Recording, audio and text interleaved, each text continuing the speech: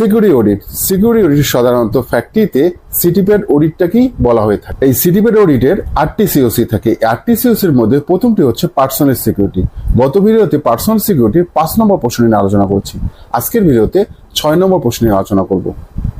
প্রশ্ন 6, এই প্রশ্নের জন্য প্রতিটি কর্মীর ব্যক্তিগত ফাইল সংরক্ষণ করতে হবে। এই প্রশ্নটির প্রয়োজন অনুসারে ফ্যাক্টরির কর্তৃপক্ষ প্রতিটি কর্মী এবং কর্মচারীর ব্যক্তিগত ফাইল সংরক্ষণ করবেন। এই ব্যক্তিগত ফাইলে কর্মী ও কর্মচারীর ব্যক্তিগত ফাইলে তার নিয়োগকালীন সময় নিজ হাতে লেখা চাকরির জন্য আবেদনপত্রটি সংরক্ষণ করতে হবে। তার এনআইডি কার্ড, কর্মীর নিজ এলাকার চেয়ারম্যান কর্তৃক চারিত্রিক সনদপত্র এবং অন্যান্য কাগজপত্র সত্যতা যাচাই করতে নিয়োগকালীন কর্মকর্তা স্বাক্ষর করিবেন। এখানে উল্লেখ্য যে কর্মী ও কর্মচারী তার নিজ এলাকার চেয়ারম্যান কর্তৃক চারিত্রিক সনদপত্রে অবশ্যই উল্লেখ থাকতে হবে উক্ত